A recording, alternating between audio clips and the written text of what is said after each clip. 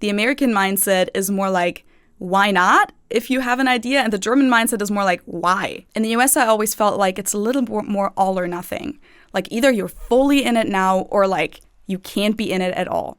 I think people here are so scared of commitment and confrontation. And Germans are not scared of confrontation. Confrontation is in our blood.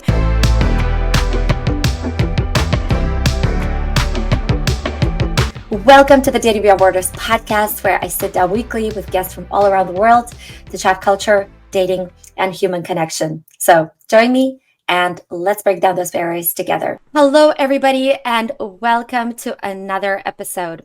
Today's guest is a content creator who has moved from her home city of Munich to Ohio, US, where she now lives with her American boyfriend. She has amassed over 500,000 followers on YouTube and truly has an incredible engagement on her videos, which are centered around the differences between living in Germany and the US. Not to mention a podcast where she discusses the intricacies and pitfalls of living within cultures, something that is also very familiar to the theme of this podcast. So welcome to Felicia. As they say in German, and hello, Felicia, as they say in English. Mm-hmm. You may also know her as Feli from Germany. It's such a pleasure to have you here, finally. Thank you for having me. Nice to meet you. Yeah, I've been a fan. I've been watching your videos. I really love all the content that you create around, the cultural differences between Germany and US. And I know people are loving it too, considering the amount of views and engagement that you get on your videos. Thank you. I've actually reacted to one of your videos before with my boyfriend. The one about, of course, what it's like dating a German woman. Oh God, I hate that video. Really? That is such an oldie. I mean, there's some truth in that video. There are some good moments in that video. But if I could go back and redo some of the older videos, I would. I think every content creator feels like that, though. Like, if I even look back to the ones that I first started, I still have them on my channel, but I cannot look at them. Like, I mean, it's okay if people watch them, that's fine with me, but I don't ever want to watch those videos ever again in my life. It's too cringe.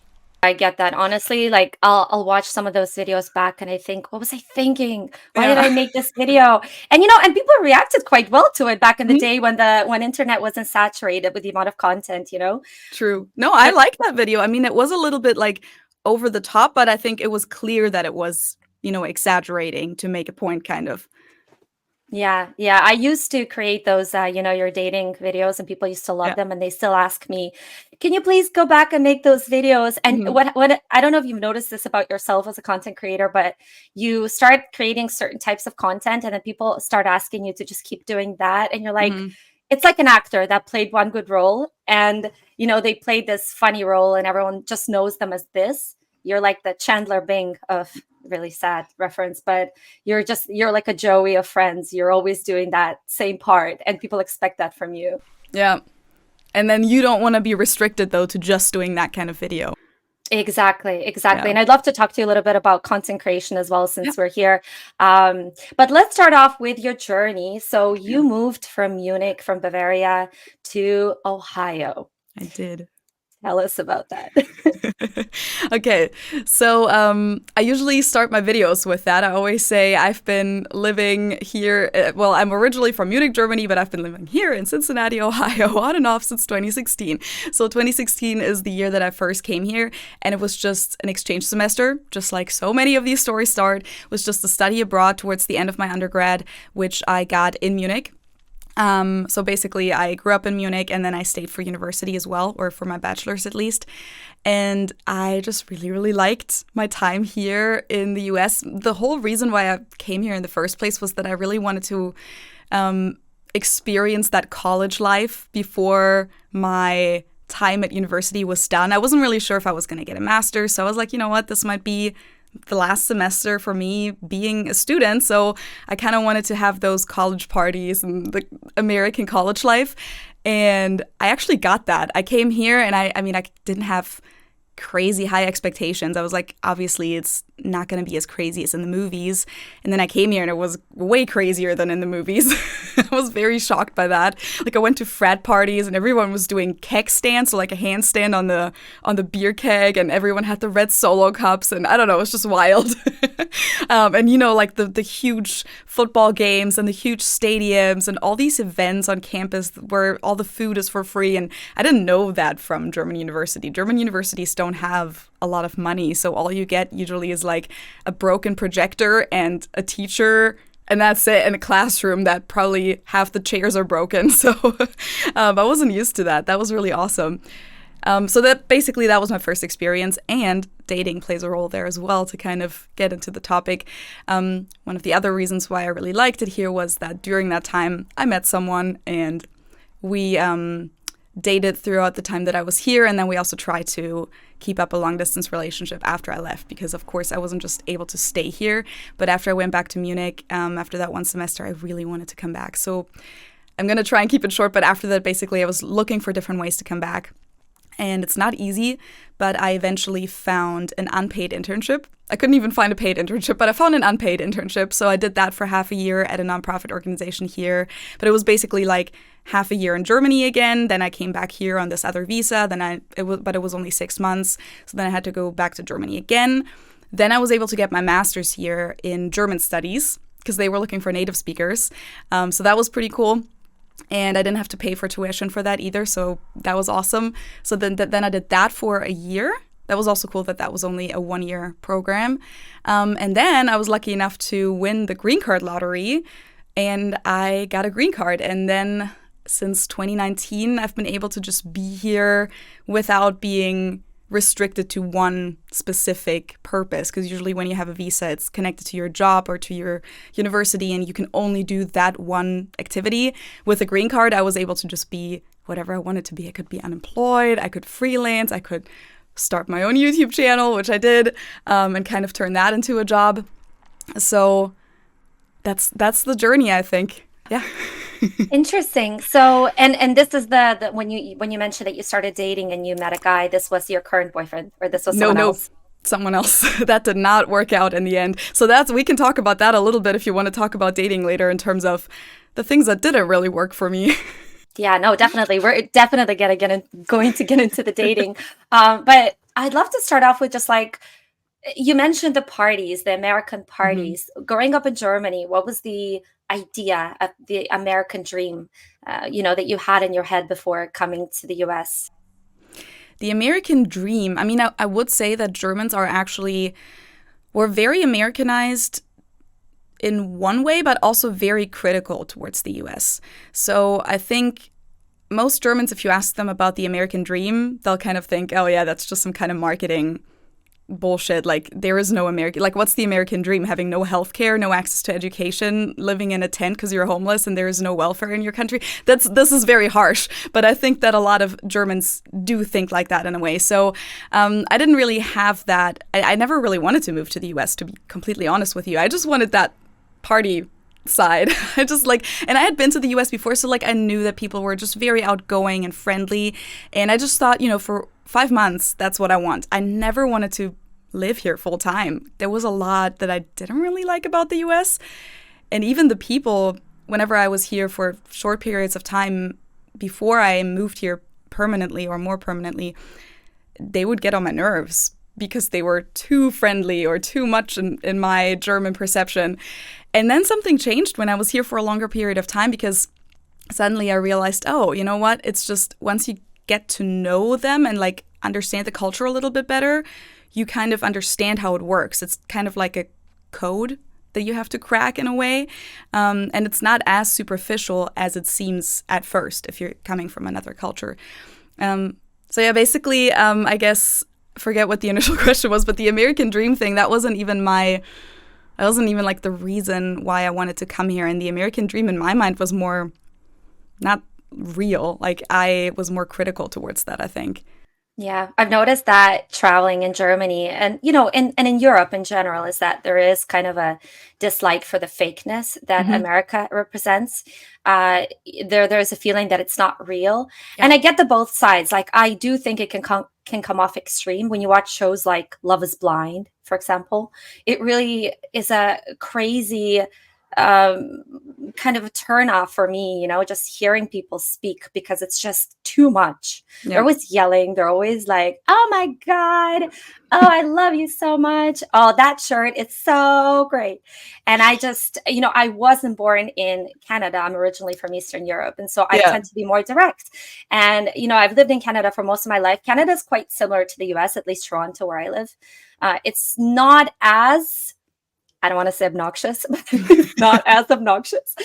Um, and so like, I completely understand where Europeans are coming from. But having said that, I do think that Americans tend to be quite helpful as well, like a lot more positive as well. I mean, they Absolutely. have a really positive outlook on life, which in Europe, at least in places like Germany, uh, the UK, even France, people tend to be very critical and to bring Yeah. you down.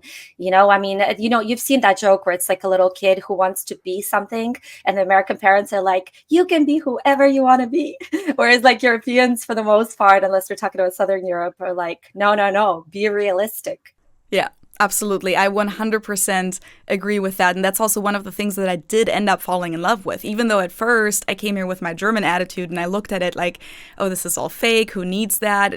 Who needs a fake friendliness? Like, that doesn't even mean anything. And after a while, I was like, oh, this is actually really healthy for my personality. And I totally understand that this isn't everyone's thing to like the American culture. But for me, I realized that for my personal development, just the way that my personality worked, I felt so free. And part of that is always being abroad. You always feel more free. But I just felt so free and supported and not judged as much here in the US. Because whatever I told people, not whatever I told people, that sounds trivial again, but when I told people I had a plan, I would hear, oh my God, that's so amazing. Such a cool idea. I could totally see you do that. Like, for example, starting a YouTube channel. Or, yeah, I think I want to try and come back to the US. My German friends would be, really? Why? And how are you going to do that?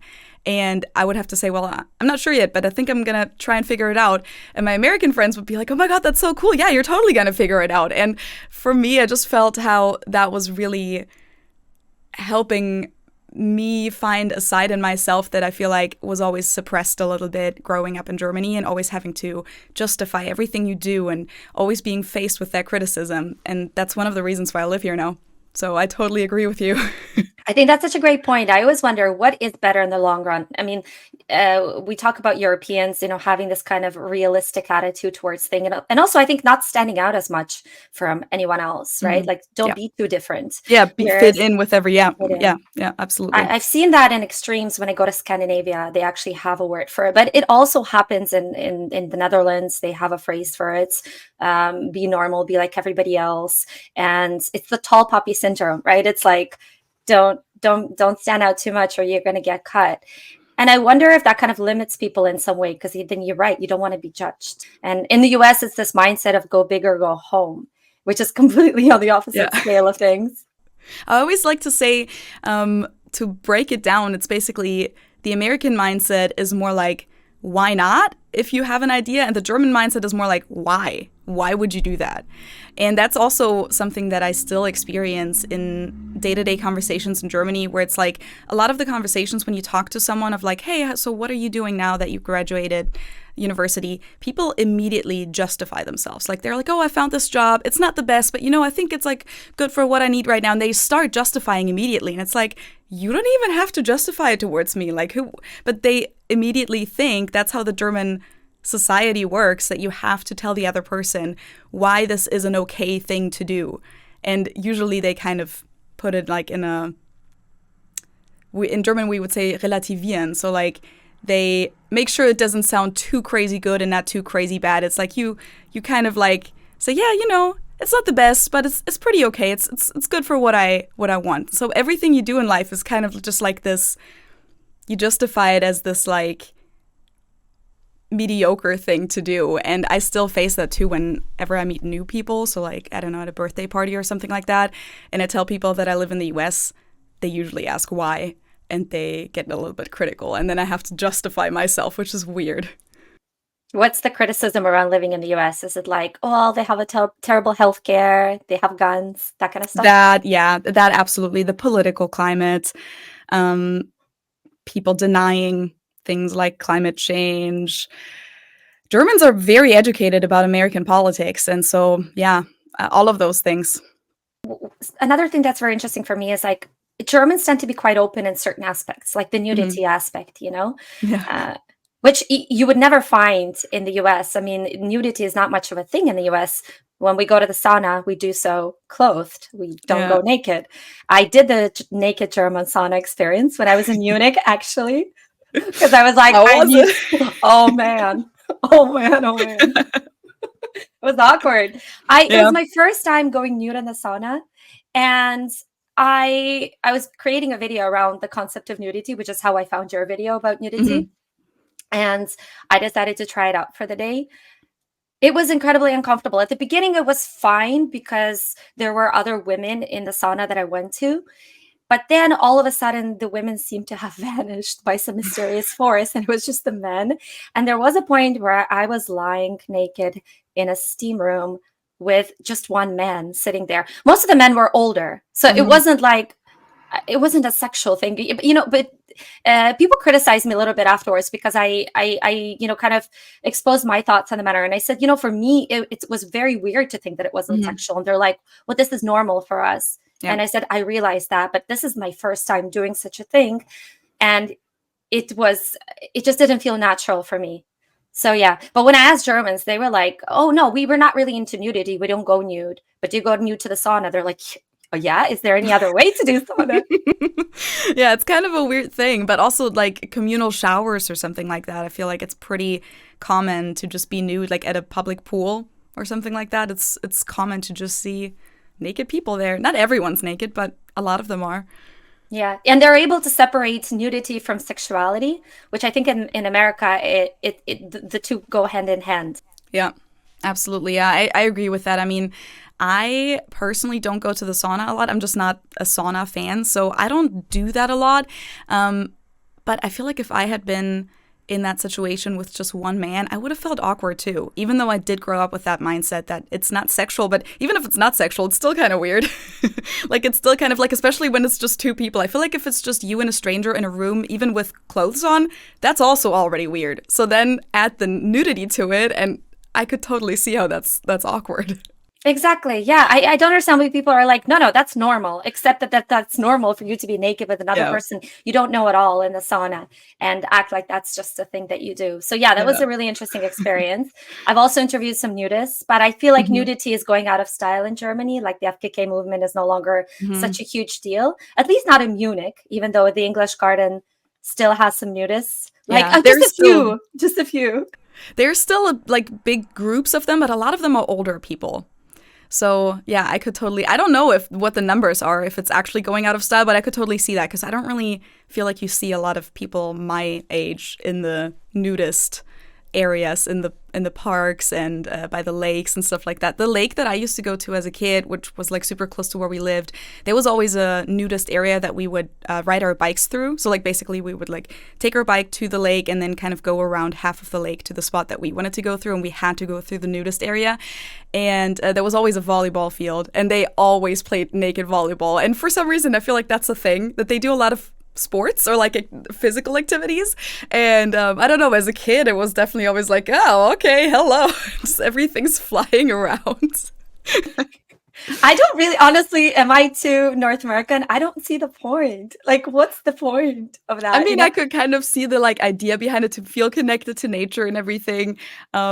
I don't know. If they want to do it, that's totally okay with me. But I mean, I would never do that either. Even though I will say, I think I mentioned that maybe in the video, I don't remember. But as a child, for example, I was actually a kid that ran around naked for pretty long. I think in the US that maybe wouldn't be considered normal. But I think up until the age of 4 or 5, like on vacation or at the lake, there's pictures of me just completely naked, even though my little brother had like a swimming diaper on, and and my parents had swim clothes on, and I was just naked. But I think that's also pretty normal in Germany for little kids. I And think that's also, yeah, I sorry. feel And like that's, it's normal in the US too, but I've just a lot of people here, at least, I noticed that they are very worried about people taking pictures of their naked kids. And I see a lot of really little babies or small toddlers with even like bikinis on and stuff like that, even though obviously they don't have breasts yet. So I think there's somewhat of a difference there. 100% agree. When I was growing up back in Russia, I mean, that was normal for children to go naked because Mhm. it's just what you do as a child. And when you see these little bikinis, you're like, it's a waste of money. It's going to grow out of this bikini in like Yeah. 2 years, 1 year.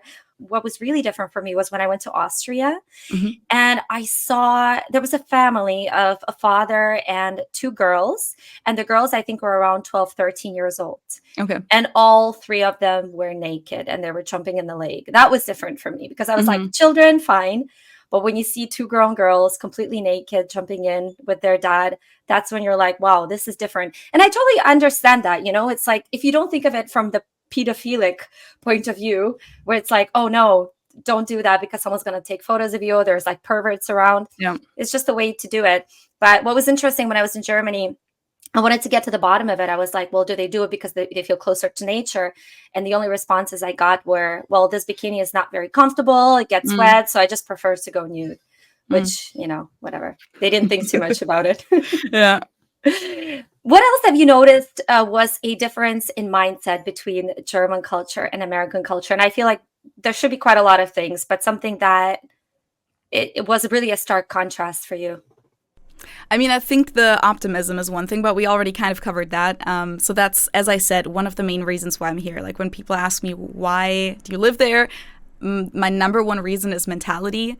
And then a few other reasons like convenience, honestly. I also bought a house here, which I would have never been able to do in Germany, or at least where I'm from in Germany, in Munich. But Germany in general, it's very difficult as a younger person to buy a house just financially. I don't know a single person my age that has bought a house yet in Germany. So those are definitely some of the reasons.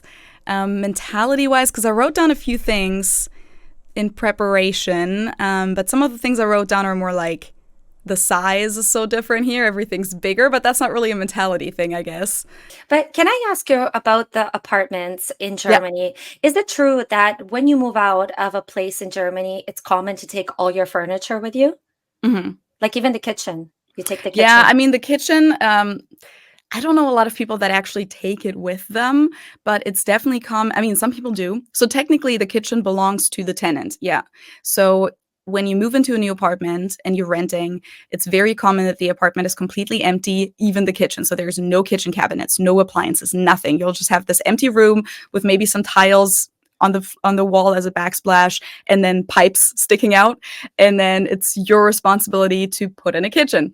In a lot of cases, you can buy the kitchen from the previous tenant because obviously it makes no sense to like take the kitchen with you to the new apartment because in a lot of cases it won't fit. So it's very common that you then pay the previous tenant to just take over the kitchen. Um, I'm sure some people actually take their kitchen with them. I feel like I've never actually experienced it myself. I've mostly just experienced moving into an apartment where the owner, the landlord, just tore out the previous kitchen because it was so old, like it needed renovating, and so they tore it out. And then I had to get a new kitchen, or people asked to if you want to take it over. But yeah, technically, all of that belongs to you, even the lamps and everything, lamps, curtains, bathroom mirror, Ref- bathroom vanity, everything. Refrigerator as well. Yep. Everything. Like Oven. basically the only thing that you get is the apartment and electrical connections, but usually like there won't even be a light bulb. Um That's interesting. I started thinking, imagine I moved to Germany and I'd have to move into a new apartment. And essentially I'd have to buy literally everything. Like yes, yes. everything. Or you can maybe get like a furnished apartment or something like that, which is also a thing, but yeah, basically that's exactly what you have to do. You have to buy every single thing, even like the shower curtain. I mean, shower curtain you buy here too, but like the pole for the shower curtain or shower like a wall if you want like a sliding door or something like that, everything. Yeah. Wow. So that's a huge difference because I don't think I've Hmm. ever seen anything like this in North America. I feel like Yeah. everything comes furnished. I know. And like a lot of stuff is included even when buying a house. I was surprised that like when we bought this house, like the washer and dryer was part of the house. I was like, that doesn't even make sense. Like take your washer and dryer. Like I was expecting to buy my own, but I thought it was really convenient that I didn't have to. Do you find that this kind of connects to the idea that Germans are very pragmatic and efficient, and if they're going to move, they're going to take everything because it's theirs and it's not yours? Kind of. I don't honestly, I feel like in terms of pragmatic, that's actually not very pragmatic in my mind. I mean, Germans are very much pragmatic and efficient. But I think that has more to do with just our relationship to money. That's actually a huge difference, mentality difference. So, hey, I do have another another point for the list. The way that we approach money 100% is so different. Going into debt is a huge fear of Germans. Germans don't take out loans easily. I mean, some Germans definitely have a mortgage for a house or maybe pay off their cars, but that's not really something that's common. That's not something that everyone has debt. If Germans do have a credit card, they don't usually use it as a credit card. They use it as a debit card, but just take the perks of the credit card. But they wouldn't actually put like debt on the credit card. Here, however, pretty much everyone that I know is in debt in one way or the other, whether that's student loans, medical debt, credit card debt, paying off a car. Everything that they buy is like they pay it off. And that's a huge difference and something that I'm glad that I'm from Germany because I haven't really gotten into that trap because I was raised with that other mentality. And so I feel like even though I never had a finance class or anything in Germany, I just naturally have that mindset of why would I buy something that I don't need? Like we're in Germany, we're very frugal. Just as a society, I feel like people love comparing prices. They love getting deals, but not really the way that Americans do, where it's like they get something really, really expensive and then they get 10% off.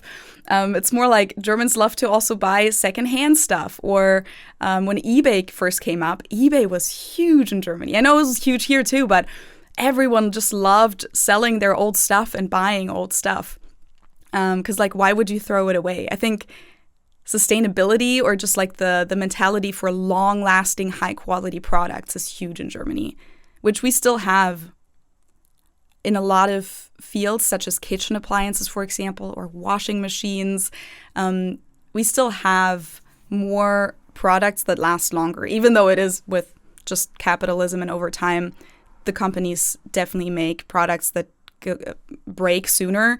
But I feel like in the US, that's even more common to just like have a dishwasher and it's normal that it'll break in a few years or something and you have to replace it. In Germany, people love to just fix it and keep it as long as you can. Even your cars, fix it and keep it as long as you can. Not everyone does that, but that's like a general mentality difference. And here, even with my boyfriend, he has credit card debt, he has student loans, he has all of that. And to me, like, when I first heard about all of that, it was freaking me out, even though it wasn't even my debt. I was like, oh, whew, okay, that's a lot of debt. Let me help you pay it off somehow. Like, let's make a plan to, pay it off as soon as possible. And for him, it wasn't even that big of an issue. It wasn't something that he was lying awake at night and thinking about. It was just like, yeah, it's normal. Everyone has that much debt. Yeah, I find it really interesting that you mentioned that Germans tend to be very frugal because Mm-hmm. I also find the Dutch are very much known for that as well. And it's Yeah. for me, what's interesting is that this is not the poor part of Europe. This Yeah. isn't Southern Europe. This is like what do you consider Germany? I mean, Central Europe, right? Yeah. And I find that as well true with Northern Europeans, is Mm-hmm. they very much live a life of balance, of saving for the long run, for not spending too much. And I've always wondered why that was. And I don't know if you have any thoughts on that, because I mean, Germans tend to make quite a lot of money, right? They can afford to spend more money, but they Mm-hmm. tend to save more. I think one of the reasons in Germany specifically, and I don't know if that would also apply to the other countries around us, I always thought that it had a lot to do with World War II. So, for example, in my family, my grandparents' generation was the war generation. I'm like, my family's generations are a little bit shifted. My parents had me really late, and then their parents had them really late. So I guess for a lot of other people my age, it would be their great grandparents.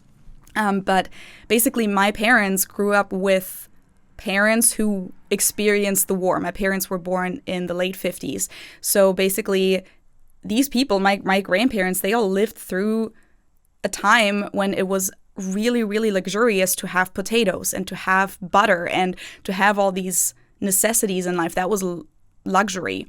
And so they, once Germany came into wealth again in the 50s, a lot of people kept that mentality that, of course, they didn't take it for granted. I mean, they enjoyed themselves, but I think they kept that mentality of like, why waste money on something that we don't actually need? And I feel like that's still very present in our society. Then, of course, also the GDR. So all the people that live there have that same mentality where like you don't go crazy on consuming stuff that you don't need because you don't know if that's going to be available forever. I mean, in the GDR, they had to wait for a car for years. They had to be in line for hours to get like one product. And I think that history has a lot to do with it, I think. On the other hand, I could also just see that the Central and Northern European countries, just the way that the cultures developed, had to plan ahead more because of the seasons compared to like Southern European countries, because they had to plan for the winter and like make sure that they're prepared and everything. And maybe that also has to do with it. I don't know. That's just a guess, though. I think that's a great point. And you're absolutely right. I mean, I think about the two parts of it. But the first, I mean, I have family that comes from Soviet Union and, of course, GDR, Yeah, very much connected because of absolutely. obvious reasons.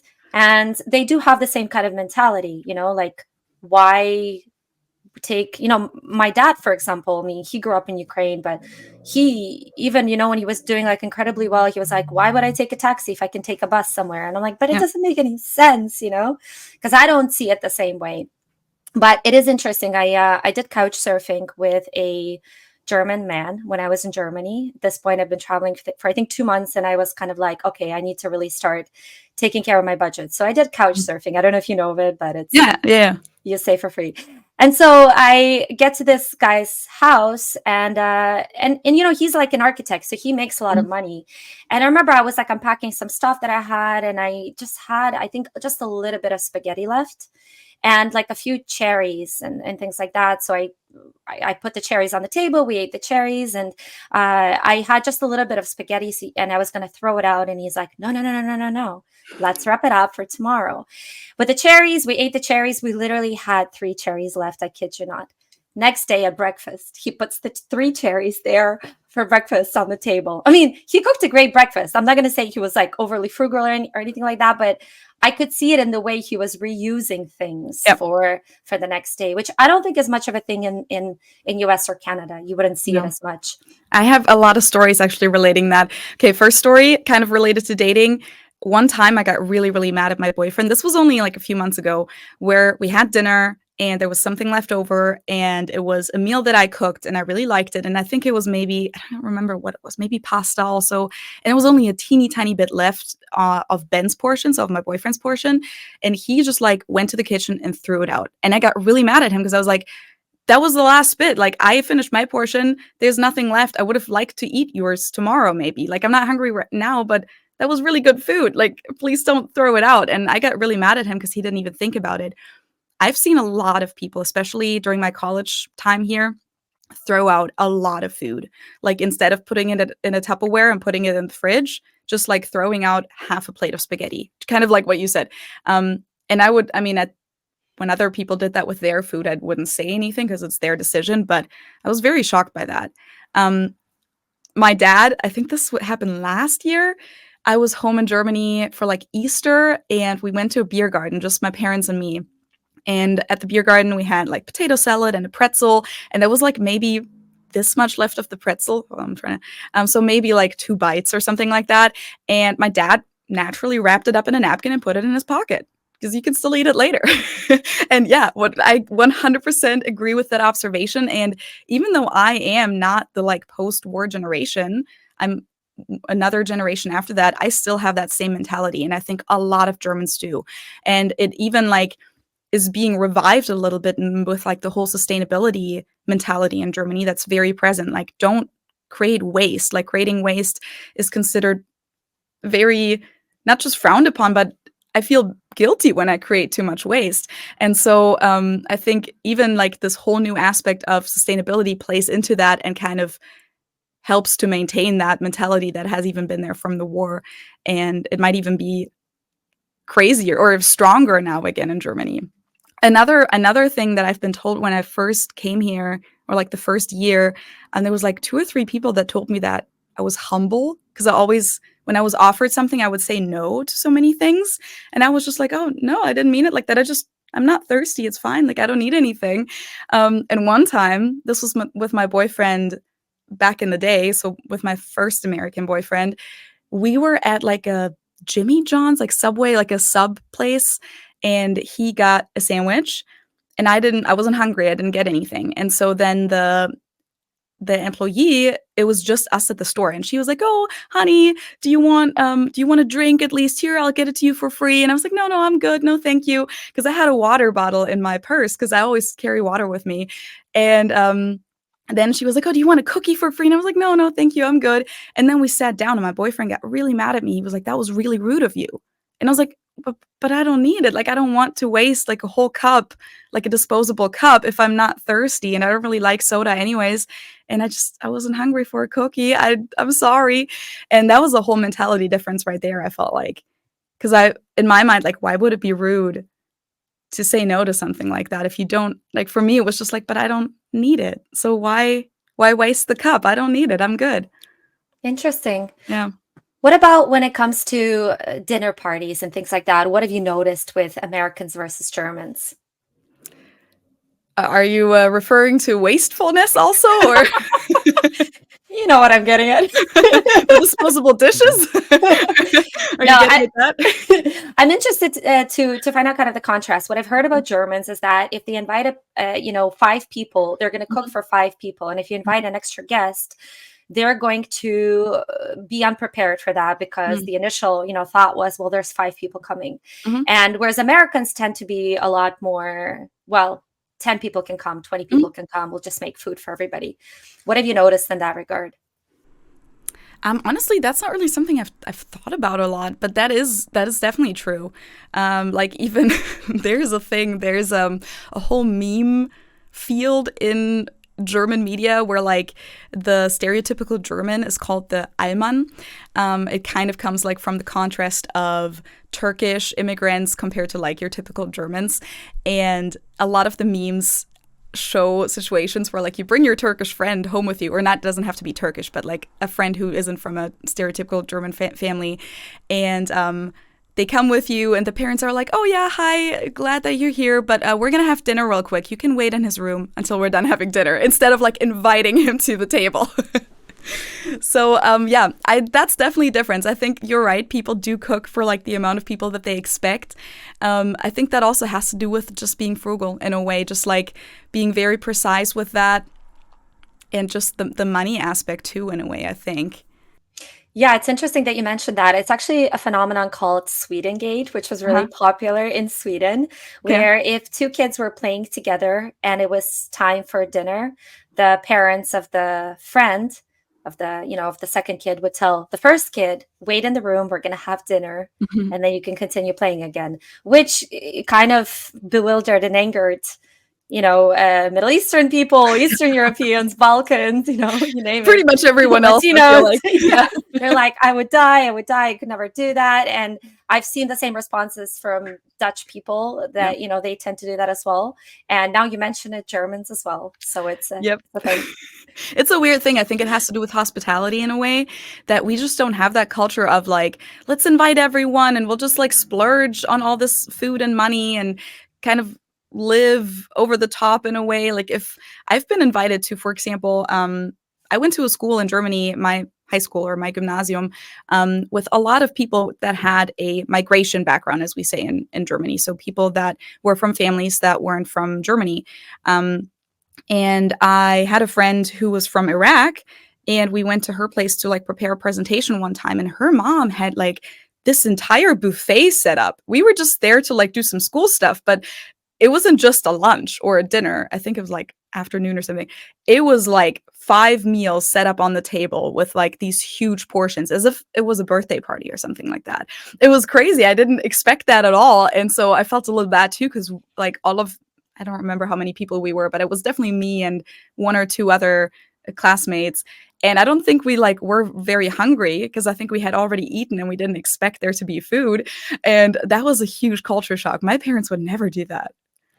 Did you like it? How did you feel about it? I mean, I felt very like welcomed and treated, but I felt a little guilty because I was like, oh shit, I didn't really expect this, and I didn't really know what some of the food was, and I'm vegetarian too, and I was like, oh, I don't think I can eat this. Like, this has meat. Is there, um, do you feel like there's also kind of a fear in a way that if someone's going to do that to you, if someone's going to welcome you this way, then you're going to have to reciprocate. Now you owe this person something. maybe I don't know. I hadn't Yeah. thought about that. I That could wonder, be a thing.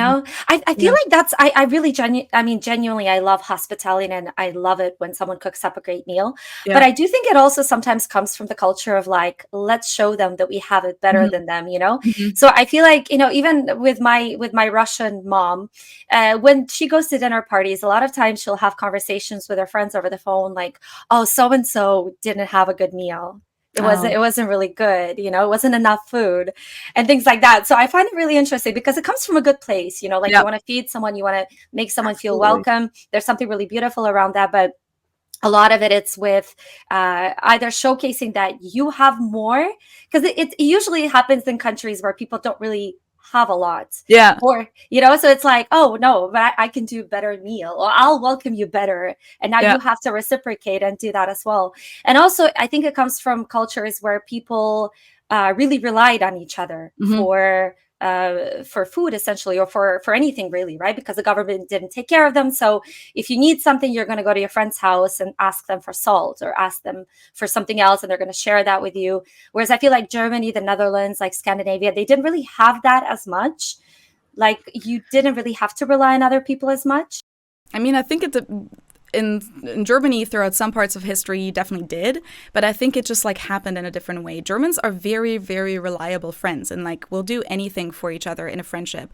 But I think it's shown differently. It's not shown with like huge meals that maybe would go to waste, because I think it also goes back to the like whole thought of like, oh, why, like maybe they don't want to eat that much, and then what do I do with all the food?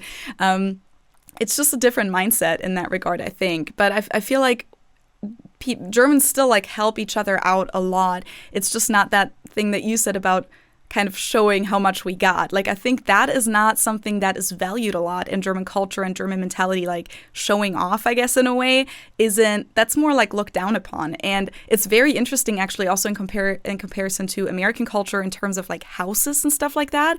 A lot of American houses look super, super impressive on the outside, but then when you go inside, it's like pretty average. Like, it doesn't really match the outside. Not all the time, of course, but I've seen a lot of those examples, like in the suburbs where like the house looks great, like a castle on the outside, and then on the inside it's just super average.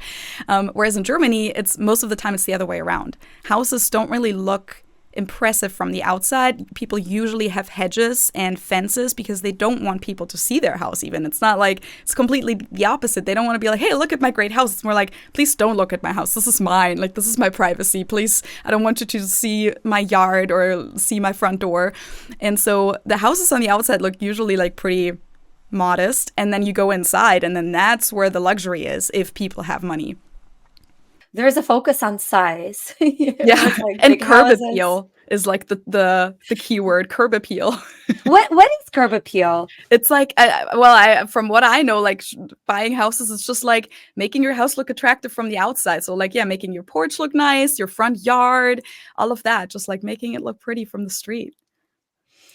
What else have you noticed when it comes to just the differences between German and American culture? I think you mentioned it in the video. I mean, or your boyfriend actually mentioned that you like to go for walks a lot, Yeah. or and you're like, no, actually, I haven't been on a walk in a while. But that's Yeah, a huge difference, isn't it? it's a huge difference. Germans, I mean, Europeans in general, just walk a lot. I mean, not just Europeans, in other countries as well, but in the US, just walking isn't really a thing, especially in more Midwestern cities. I mean, of course, in New York or something like that, you do walk. But in most other places of the US, your car is your best friend. And if you don't have a car, you're pretty screwed. Whereas in European cities, that's not what they're made for, right? They're made for walking. You can ride your bike, you can use public transportation. And walking is also a huge free time activity for people. Not just walking, just any kind of physical activity. I mean, my parents, even they're in their 60s, they're so freaking active, and they're not the only ones. Everyone in our neighborhood or in my family is that active. That's just normal. So they go rollerblading all the time in the summer. Almost every evening they take their bike or their rollerblades to the lake, then they swim across the lake and back, then they do paddle boarding, huge bike tours, like, I don't know, like 30, 40-kilometer bike tours, like just on a nice Saturday. Hiking.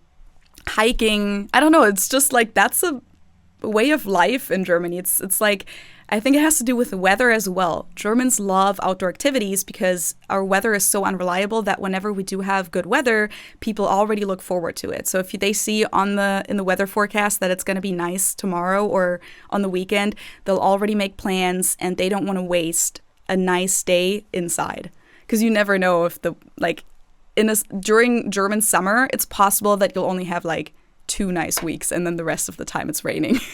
So you never know. You got to use it when it's there. I agree. I spent the summer largely in Germany. I didn't really swim a lot, but and you're right. Like, you do see. I mean, hiking is a huge part of European lifestyle, especially like Germany, Austria. Yeah. When you go hiking, you see a lot of older people hiking, and I haven't really found that to be much of a thing in the US. I guess if you go to some provincial parks in California somewhere, that might be the case. But people do love to drive a lot everywhere, and I personally don't like that. I personally need a city that I can walk through, because I'm not someone who likes to be in the car all day long. Yeah. I don't live in a city like that, unfortunately, but I do miss that. The thing is, I kind of like the convenience here. And of course, it is very convenient that you can drive everywhere here, because on the other hand, at least in Munich and in other bigger European cities, driving is stressful, and it's usually not quick because you're going to be stuck in traffic. You're going to have to look for parking forever. Parking is stressful. You're going to have to pay for it. So it's not convenient to take your car. Here in Cincinnati and in other like mid-sized US cities, it's usually pretty convenient to drive around. Here, for example, there's usually free parking, or if you have to pay for parking, it's like a meter on the side of the street and you don't have to pay a lot.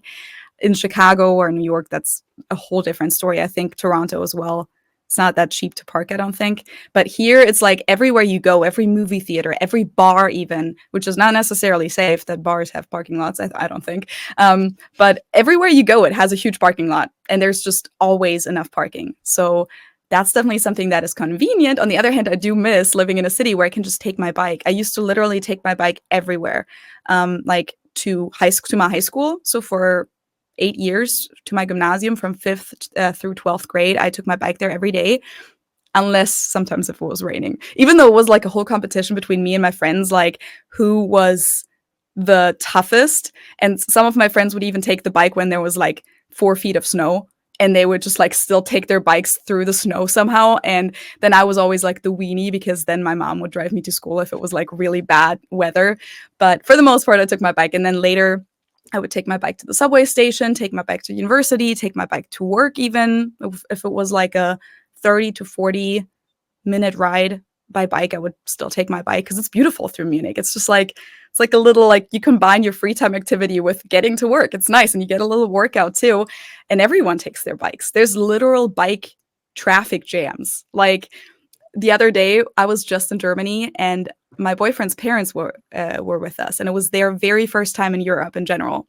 And we were in downtown Munich, and it was beautiful weather. And there was like this whole bike group passing us. And Ben's mom said, "Oh, they must be like a group." And I was like, "No, that's just a bunch of people getting off work. Like, I don't think they're together. This is just bike traffic." And then like you literally have to sometimes wait several cycles of the bike traffic lights to get across, because there's so many bikers.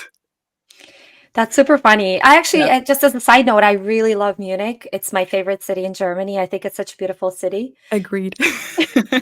I'm biased though. No, I really love it. Like I've been there, I think 3 times, and every single Mhm. time I'm like, I think if I lived anywhere in Germany, I would pick Munich. Definitely Mhm. not Berlin. Somewhere Yeah. I would never live is Berlin. You either love Uh, Berlin or you hate Berlin, and I'm Absolutely. You're indifferent. either like a Berlin person or you're not. Yep. Exactly. There's no in between. No. Yeah. As a side note as well, like whenever I watch these TikTok videos, there's this one where it's like always showing Germans in black being like, The I love EDM techno scene. music. I'm Yeah. like, that's not Germany, that's Berlin, man. Yeah, Sorry. that's true. Even though, I mean, EDM is pretty big in all of Germany. So, like, you can find these scenes or these groups in all German cities, I think, in Munich as well, but you don't really see them like out on the street as much. You have Yeah. to look for them. So, any other differences before we get into the dating? Because I'd love to hear about your dating experiences. Okay, let's see. I mean, I actually took a lot of notes before this because I wanted to make sure I Ooh, didn't forget anything. Okay, I'll just like tell you my list just briefly, and then go through them. if Yeah, you go want through to them. talk about anything more in detail.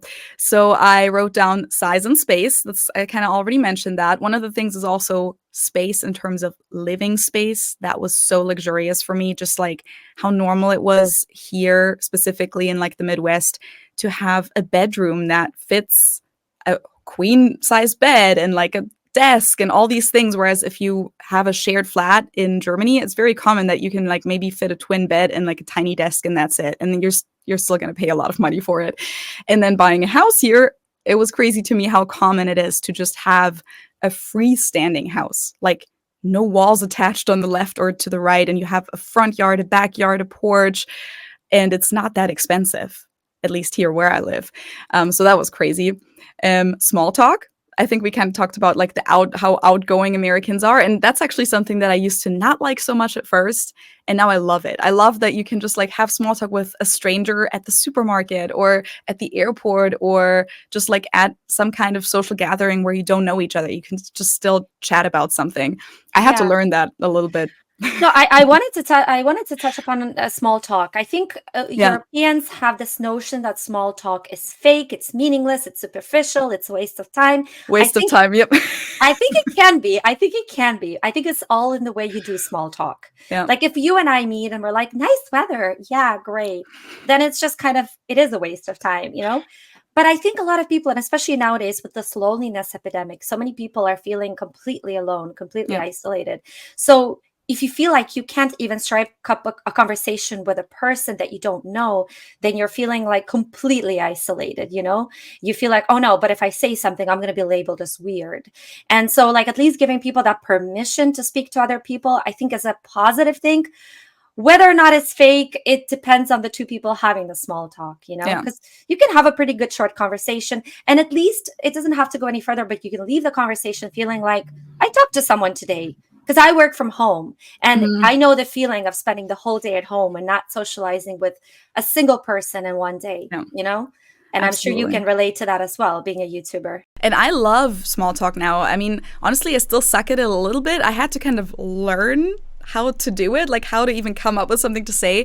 One of the things that I'm definitely lacking is the knowledge in sports, because a lot of the small talk here revolves around sports, and I just don't know anything, so then I can't bullshit with people. Like my boyfriend always does that.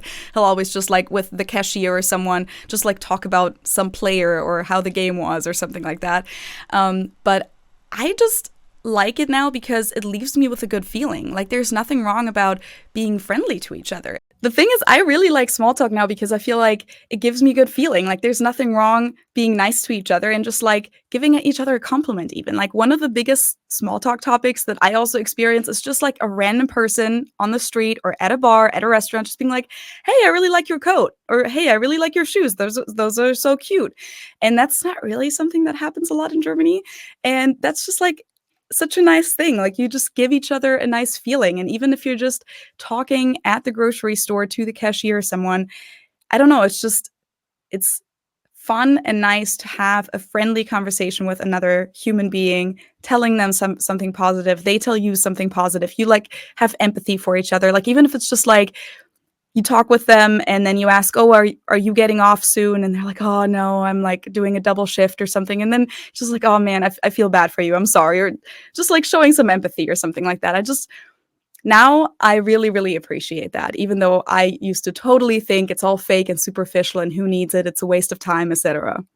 Exactly, exactly. No, I 100% agree with you. I think it can be if someone, if the conversation is very could be very fluffy, but at the end of the day, we get that connection from a random person. I think that's all that matters. Yeah. Sometimes we get too much in our heads, and I think, overall we're social creatures, and it's, actually studies have linked social connection to happier, healthier life. So Hmm. why not do a little bit more of it, even if it's just for 2 minutes? Absolutely. Yeah.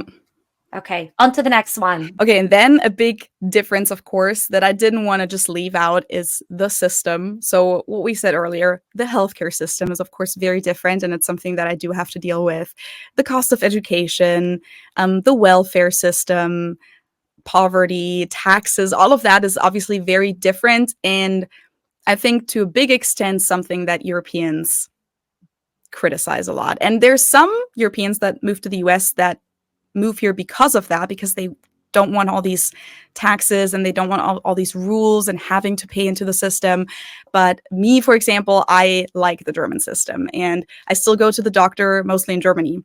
And I don't really, the healthcare system here is good in the sense that, like, when you do need something, there's usually great facilities and very educated doctors and everything. But everything costs you a lot of money and the access to it is sometimes very restricted. Just like a couple months ago, my boyfriend's mom tore her meniscus, so like injured her knee.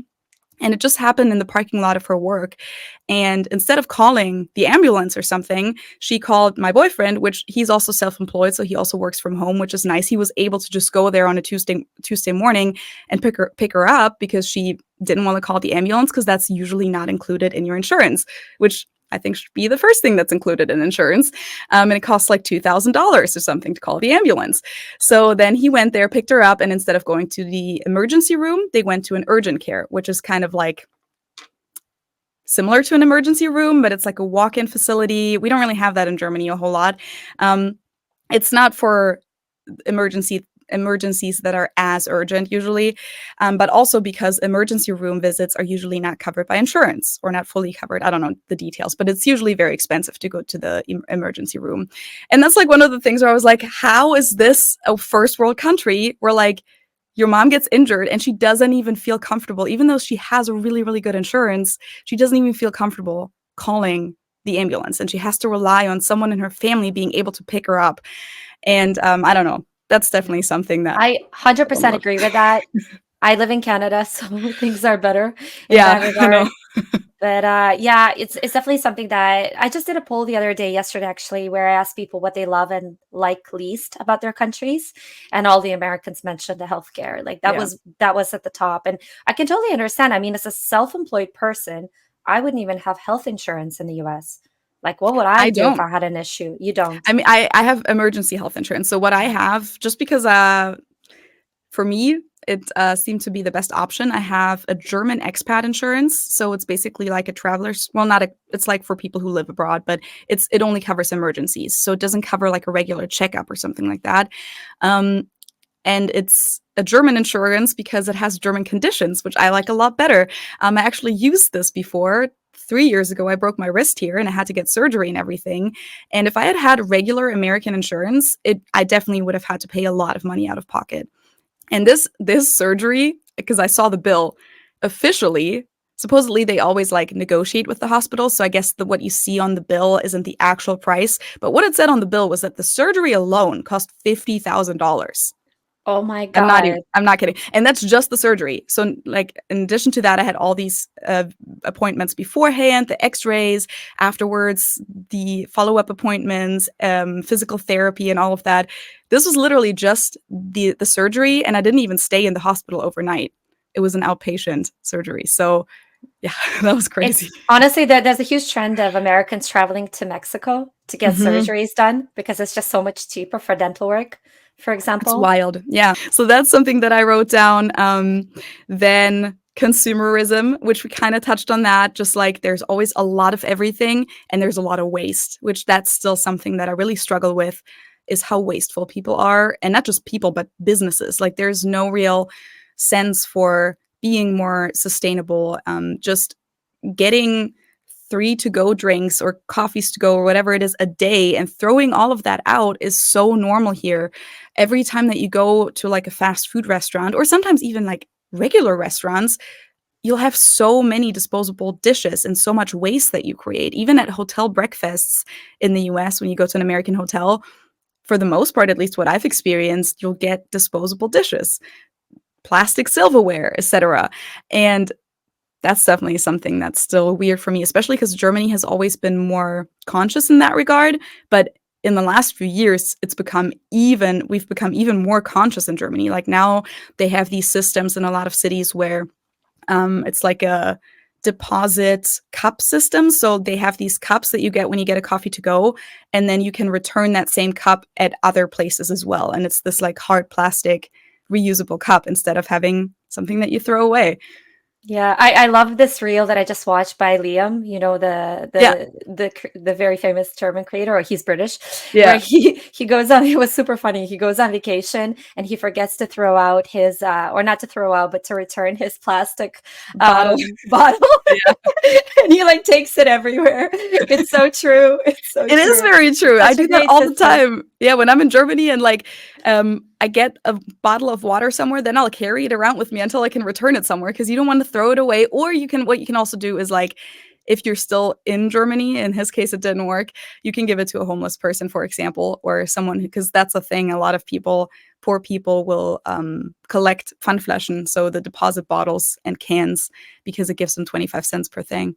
That's a cool incentive. I really like Yeah. that. I feel it's so sad that, you know, a small portion of the world, countries like the Netherlands, Germany, and Scandinavia, again, we name the same few, but they really have an awareness of the sustainability, and they really try to promote sustainability in everything that they do. But then most of the world doesn't really follow the same practices, to the point Mhm. where, you know, they just literally trash everywhere. And it's just so sad because they're really trying their best, but most of the world is not letting them.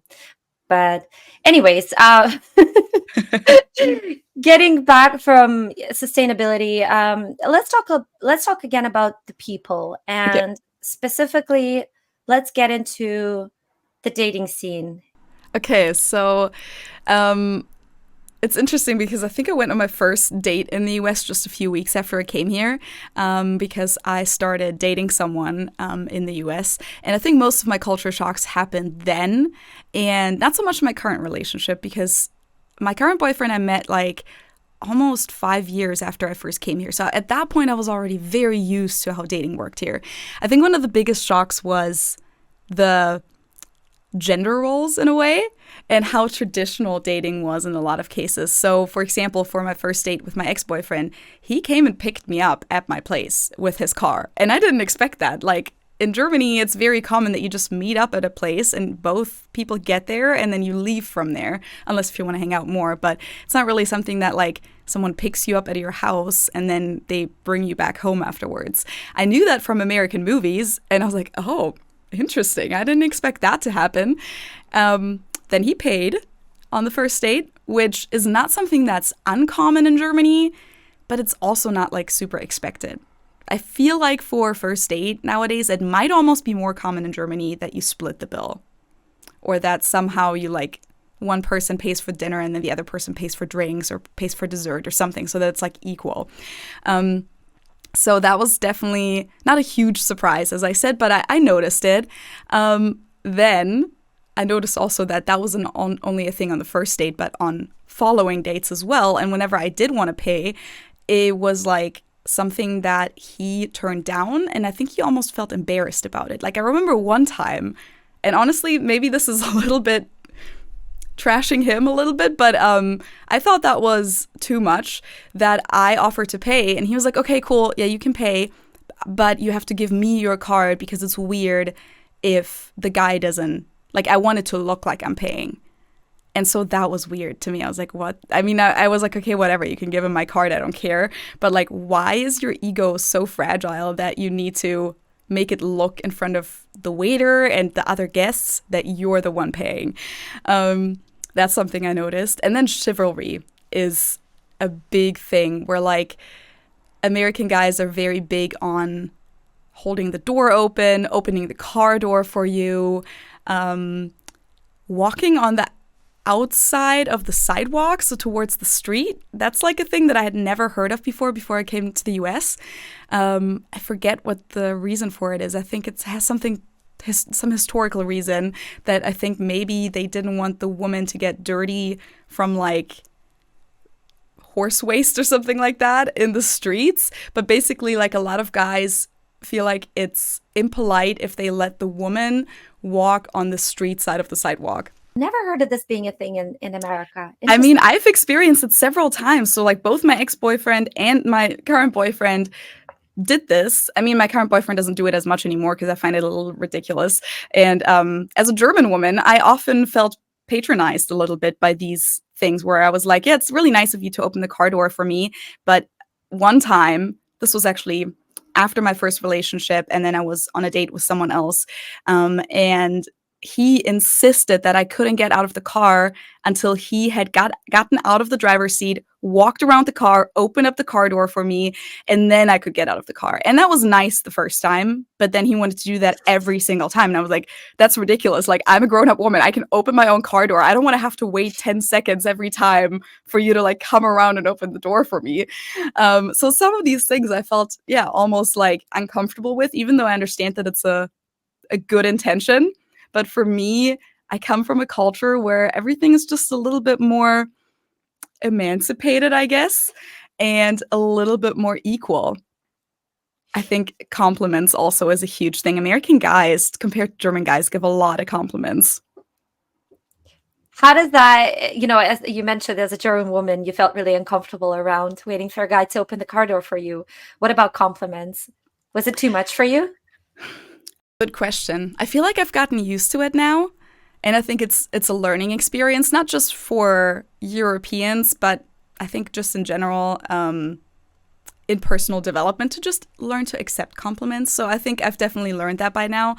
I'm trying to think. I don't know if I was uncomfortable. I think I just didn't believe them at first. I think it was like, yeah, sure, you think that I'm the prettiest and all of these superlatives that you just threw at me. Like, I couldn't really believe it. Like, I thought it was a little too much for it to sound real, if that makes sense. Like, I think in a lot of cases I would have preferred a more subtle compliment because I would have believed it more and I would have appreciated it more rather than like, these over-the-top compliments. Such as like, oh, you're looking so hot, you're so beautiful. Yeah, or like, you're the most beautiful woman in the room, or you're so crazy intelligent. And like, after the person just met me, like, how you don't even know. Like, how can you even compliment me on something that you don't even know yet? Stuff like that, where I just couldn't take it seriously. Yeah, no, I totally get you. With dating in Germany, and I don't know how your experience has been or how many boyfriends you've had in Germany, but was there something that you feel is lacking in the German dating culture? Do you wish Germans did this more? I think a lot of people in Germany miss that guys even approach them. I think just it comes with how reserved we are as a culture, is that guys don't really approach women a lot, or vice versa. It's just a little bit more...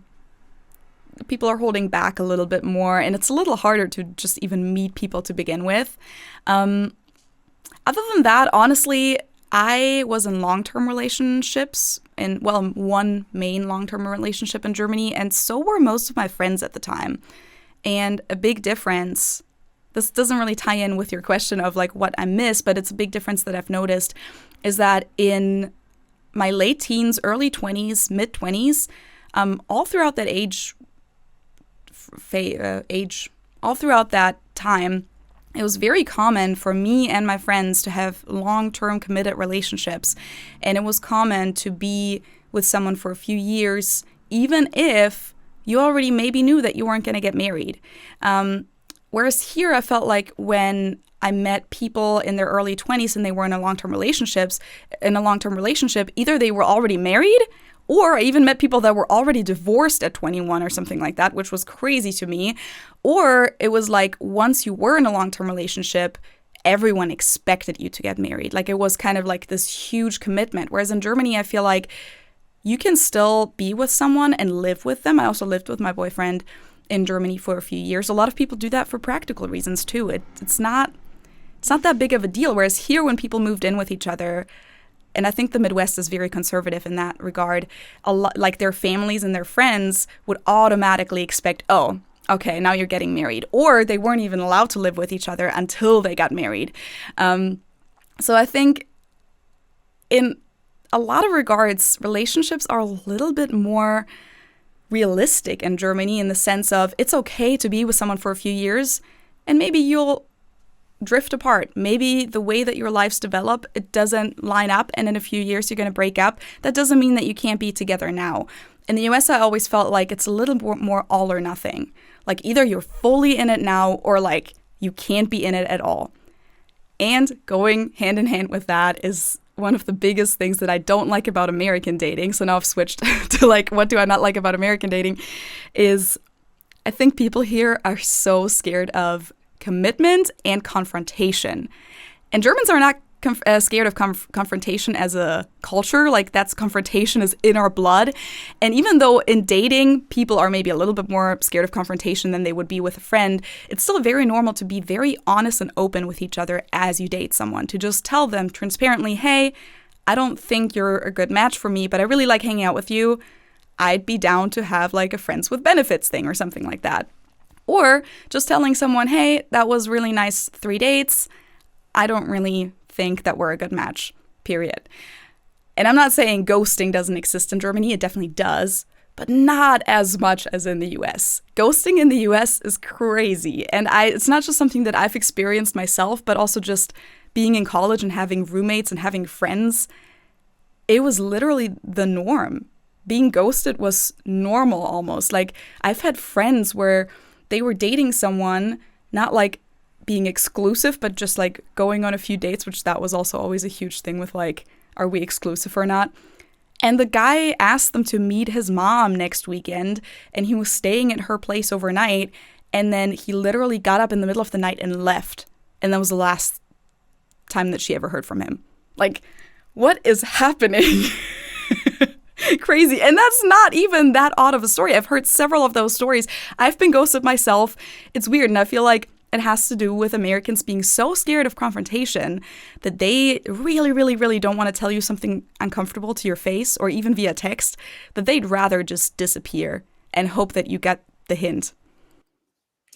That is an absolutely crazy story. You know, having said that, of course, I know ghosting is a huge thing in North America. And actually, I think US and Canada as well, because I've heard so many times Europeans sharing the exact same thing with me, where I also think that what we talked about when it comes to the Americans viewing everything as a kind of commodity, that plays into dating as well, where I feel like, correct me if I'm wrong, but in Germany, when you're dating each other, you're just going to date each other.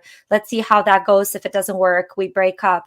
But in the US, the idea is to date as many people as you want until you have the talk, which is where you determine that you're exclusive. But until then, it's expected that you're going to be dating multiple people, right? Absolutely, yeah. Such a difference. That was a huge culture shock for me as well, because like, I'm glad that with my first boyfriend, it wasn't really an issue, but he did have the talk with me at some point, and he asked if I'm his girlfriend. And I was like, I thought I was. Like, for me, that was already implied. Like, we've been doing all these relationship things. And I know that some Germans also have the talk, but in a lot of relationships, it's also just kind of implied. Like it just happens. Like you just naturally develop into a relationship. And as you said, as soon as you kind of do things in like a dating manner, you would expect the other person to automatically not see other people unless they ask you if that's okay. So it would be more like the default is that you don't see other people. And if you do want to see other people, you have to have a talk about that.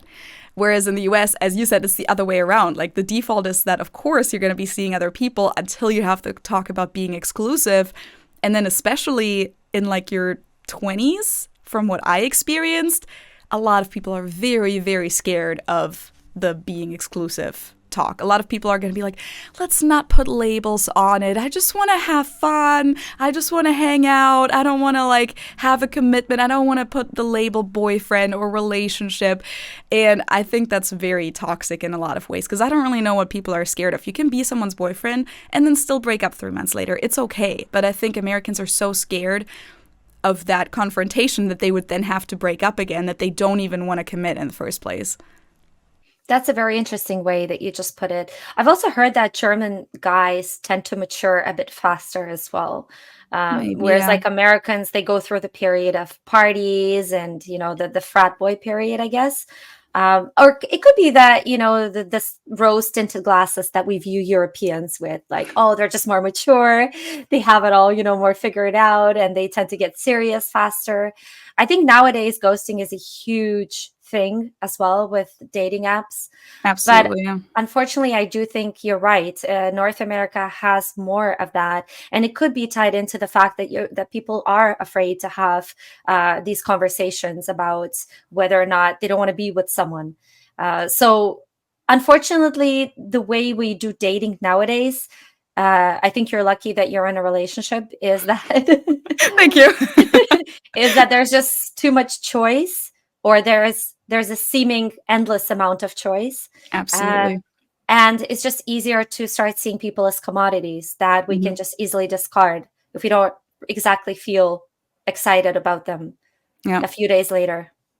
Yeah, I totally agree. And I mean, that's just my theory about why Americans do it more. But that's something that I learned pretty early on, was just that not only did I notice it, but also people told me that they just don't want to tell people uncomfortable things to their faces. And even if it was like feedback at work or feedback at university, like with a classmate or something, people just really, really hate that. Like, it makes them feel so guilty to tell someone else something negative. And obviously, we talked about it earlier and how negativity is kind of part of German culture. So, like, naturally, we just don't have as big of an issue with that. And I think a big thing in German dating, or other European countries as well, is that we truly appreciate honesty. And we don't appreciate getting told something nice if it's not true. That's way worse than if you were just rude to me to begin with. I'd rather you be rude to me than tell me something nice, but it's a lie. And so I think the biggest thing in German dating that people appreciate is transparency and honesty. Honesty is a huge thing in German culture in general. A huge value that we appreciate. And I'm not saying that this always happens, especially with dating apps and everything. There's a lot of toxic dating in Germany going on too. But I think from what I experience in my friend circle, it's still a lot more common to be honest with each other. And even if it's not working out, have that honest conversation of, hey, I just met someone else. I think, like, I'm not gonna be hanging out with you anymore. At least having that courage and that decency to tell the other person that, instead of just disappearing silently and then the other person never knows what ever happened. I 100% agree. 100% agree. I think that you've touched upon like the most problematic part of our society nowadays is that I would rather know the truth Yeah. than have someone completely disappear out of my life and I never know why. Because Yeah. then I can build up worse stories in my head. Maybe they just weren't feeling it. That's okay.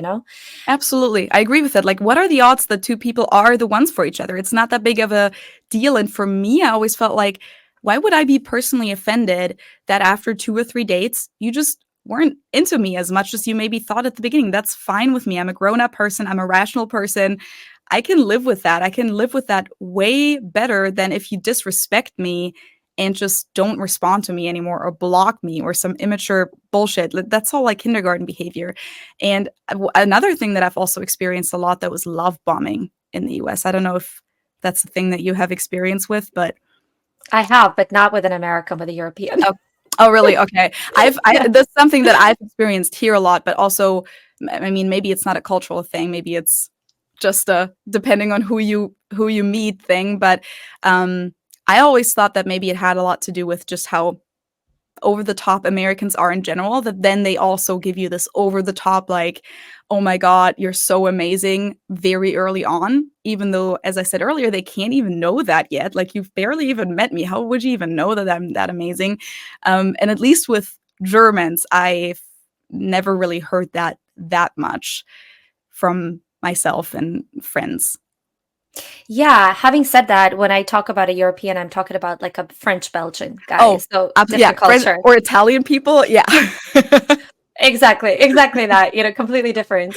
Whereas like I find like, of course, if compared Germans to Americans, Germans, as you said, they mean what they say generally. So Hmm. they're not going to come out on the first day and tell you I love you, Yeah. because they don't mean it. It's going to take them time to say that, but once they say it, generally they mean it more than if you say it on the first day or the second date. You're either saying it because you think the person wants to hear it, or Yeah. maybe you're overcome by emotion in the moment, and that's not lasting emotion because you don't know the person enough to have built that, the real attraction for them or the real connection with them.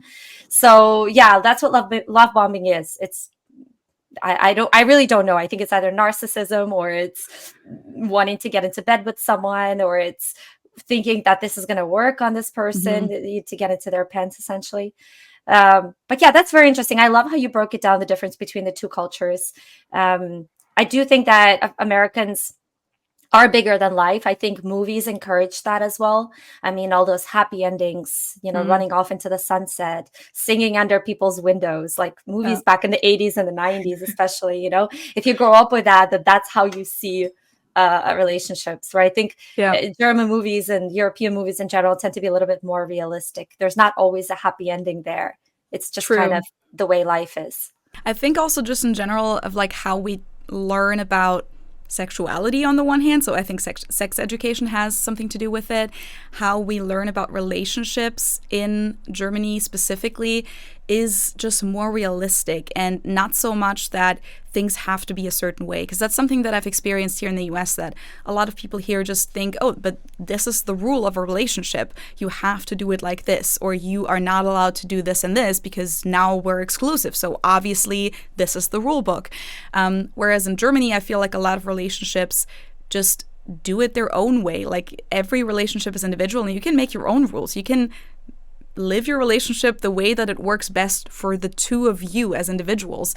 And that's a concept that I feel like I haven't really come across a whole lot here in the Midwest with other people. Like, at least at the beginning of a relationship, I felt like a lot of people had this very stiff idea of how it's supposed to be. And then if it wasn't like that, they would get upset, they would get angry at each other.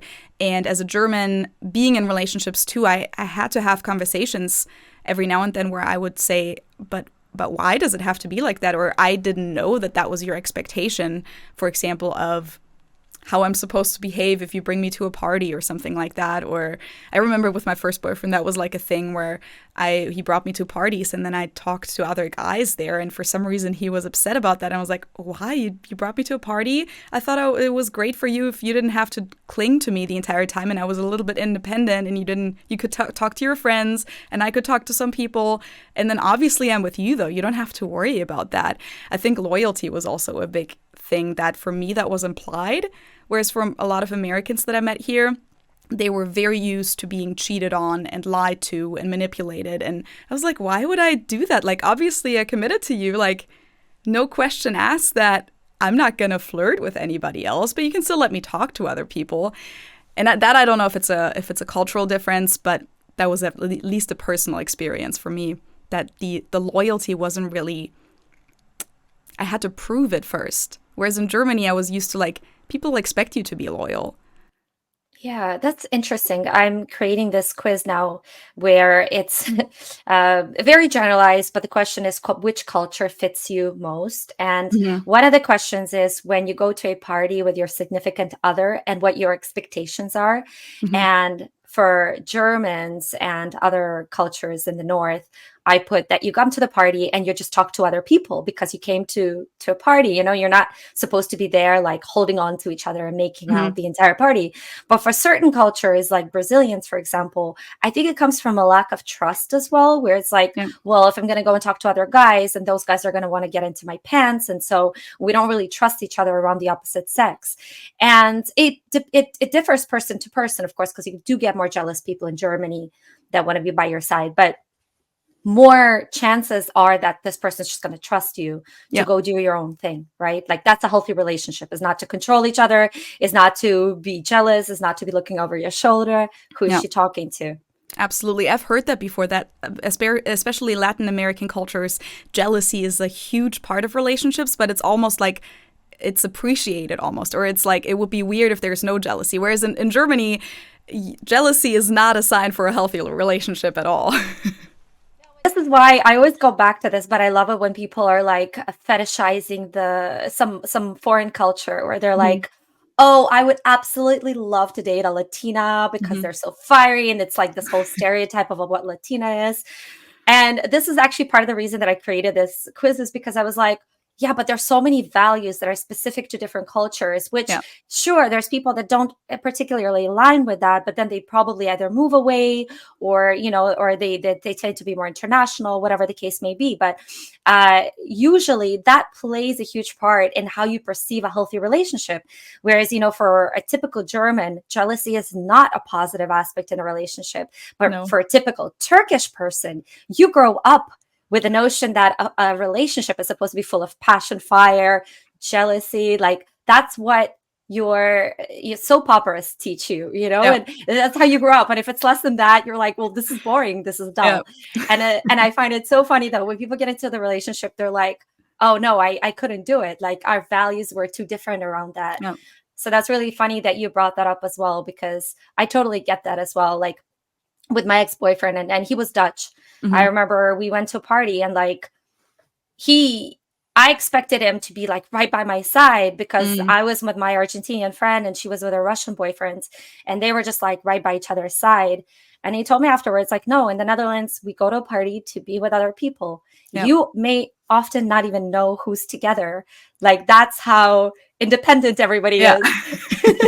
Yeah, absolutely. That's how it is in Germany, I would say, for the most part. And so that was one of those things that in intercultural relationships, you just have to kind of explain to each other. And sometimes you have to get into these situations first, and then sometimes have a conflict first to even realize that there is a different expectation there. Because a lot of these things in your mind, they're implied, like they're normal. That's what you grew up with. Like, of course it's going to be like that. You don't even question that it could be different in a different culture. So that's something that sometimes you just get into a situation, a conflict arises, and then when that's when you're like, oh, this is different in your culture, or you have a different expectation, or you interpret this in a different way. Like you interpret this in a bad way when I go away from you at the party, whereas I interpret this as me being helpful. Like I let you talk to your people. You don't have to constantly baby me. You don't have to babysit me and introduce me to everyone. I do my own thing.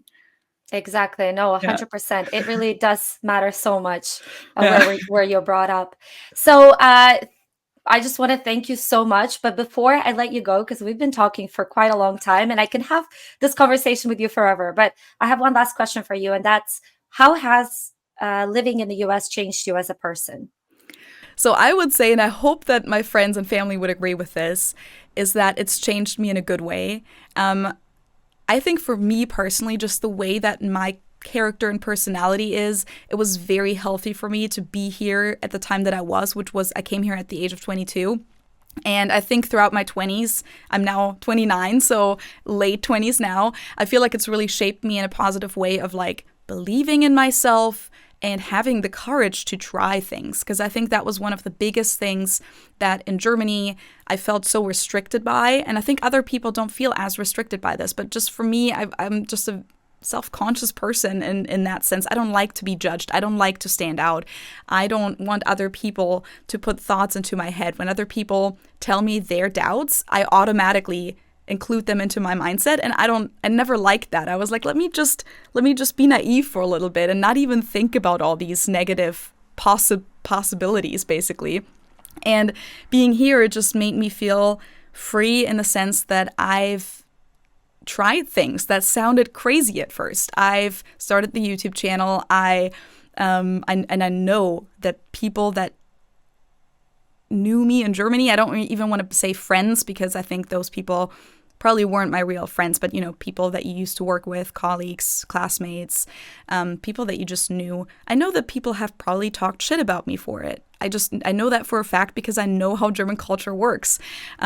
Germans find that cringe in a lot of cases when you start an online presence, or they'll be like, oh, who does she think she is? Like, why would she think that she can become a YouTube star? Something like that, which wasn't even why I wanted to do this. Like, I just wanted to have a creative outlet and I enjoyed making videos. But my American friends, they all supported me and they all thought it was a really cool idea and they told everyone about it. And like, they were so like euphoric about it almost. Like everyone told, like I volunteered for this nonprofit organization, and at the board meeting, Like the board chair, she told the whole board, like, oh, did you know that Feli has this YouTube channel now? You should all go and subscribe. It's really, really cool. And I don't know, that just like was really, really cool for me that I felt free to do these things. Then even buying a house.